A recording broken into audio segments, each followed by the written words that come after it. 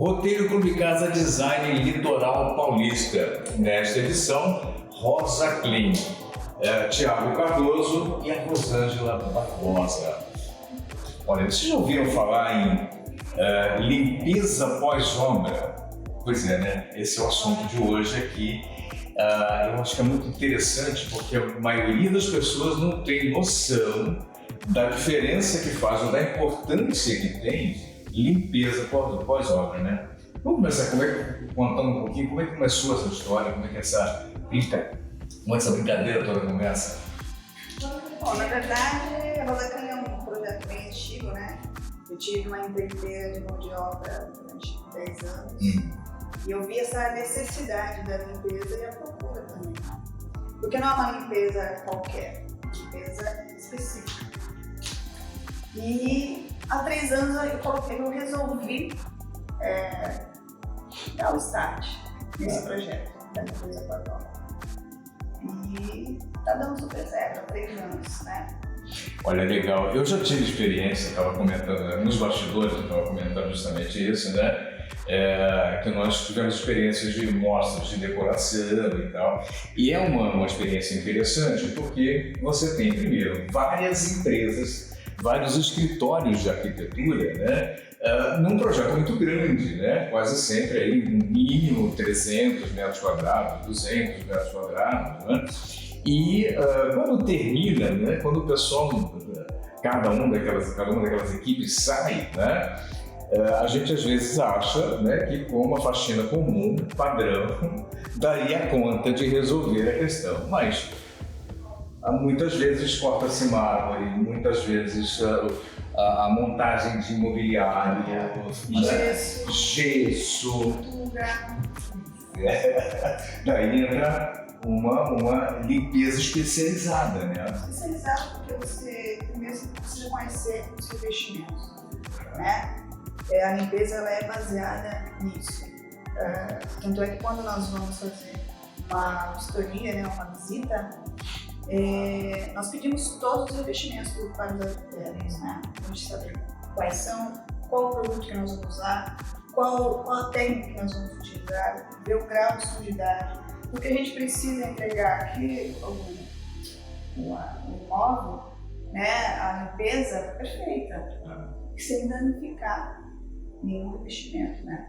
Inclusive, o trabalho da limpeza, ele ajuda os arquitetos, porque a obra em si, né? Porque às vezes quando a gente limpa, é que mostra um defeito, algo que aconteceu na obra, e é sempre através da limpeza. Olha, você falou uma coisa muito interessante, essa questão de defeitos, né? Tiago, a obra são muitos itens, muitos elementos, né? Muitos detalhes, né? E essa finalização, é claro que deixa lá os seus pontinhos, né?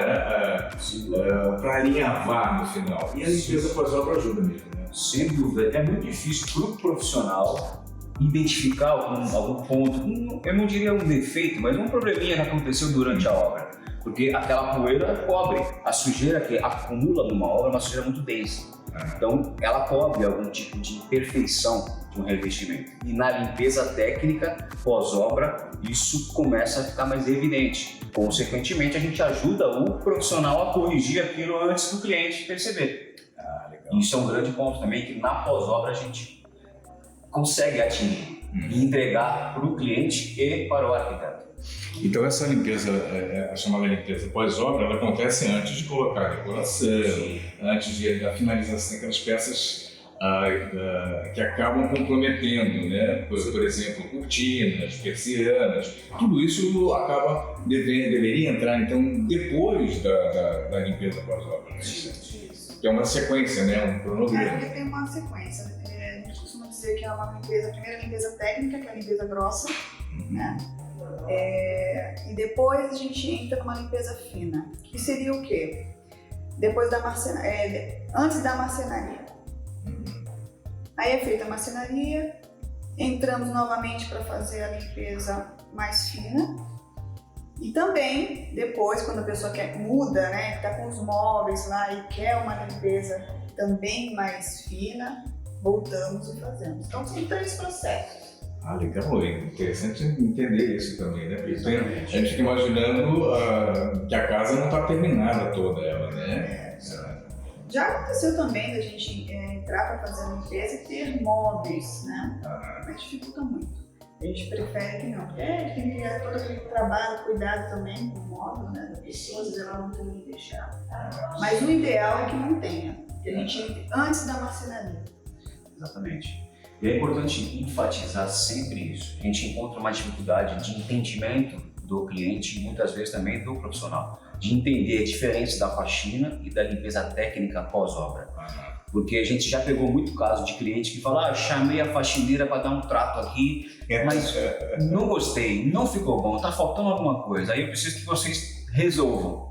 Aí a gente vai e explica como funciona o processo, passo a passo, porque a limpeza técnica, ela é um processo depois de outro processo, e processo, e processo. Não é só passar um pano, passar uma vassoura. A gente usa um produto específico para cada revestimento, linha profissional pós-obra, então existe todo um preparo técnico para executar aquele tipo de trabalho.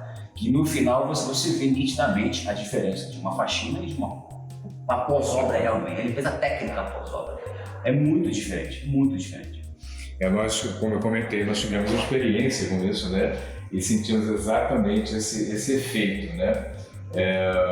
Porque especificamente era como se fosse uma grande vitrine, né? E aí você precisa que os revestimentos estejam assentados adequadamente e tal. E aí, novamente, isso. Depois da limpeza, é que se percebeu imperfeições que podiam ser recuperadas, corrigidas em tempo, né, dessa finalização da decoração, de entrar com a decoração. Nós também nos preocupamos muito, nós documentamos tudo. Então, antes, quando nós vamos fazer a visita, nós já filmamos, tiramos fotos de como está. E durante a limpeza, nós também vamos filmando e tirando fotos de como estava e de como ficou. E tudo que a gente vê, ou é uma trinca na cerâmica, alguma coisa que está, o rodapé que está com algum problema, então a gente passa esses problemas para serem resolvidos, né? Antes do cliente ver, enfim, está amparando mesmo que a obra fique realmente do jeito que o cliente quer.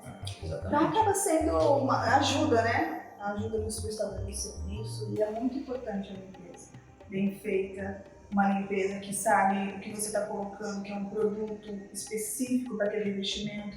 A gente busca conhecer os novos revestimentos nas lojas, o que está surgindo de mais novo, porque a gente precisa saber como remover a sujidade de obra, que não é fácil. Assim, os nossos funcionários também, nós damos treinamento, nós temos uma parceria com a especialista em produtos, né? O André. E ele que dá todo o treinamento do nosso pessoal e produtos também, né? Ele acaba nos fornecendo, então isso é muito importante, a gente investe nisso também, que é importante os nossos colaboradores saberem como fazer o trabalho. Exato. Na verdade, Cláudio, a limpeza pós-obra é uma parceira do profissional, do arquiteto. Porque muitas vezes isso já aconteceu com a gente identificou um probleminha que tinha num revestimento que o profissional não sabia, ele não tinha visto, porque a sujeira estava em cima e tudo mais. A gente identificou, mostrou para ele através de fotos e vídeos, a gente está sempre acompanhando e enviando os vídeos do processo para o profissional.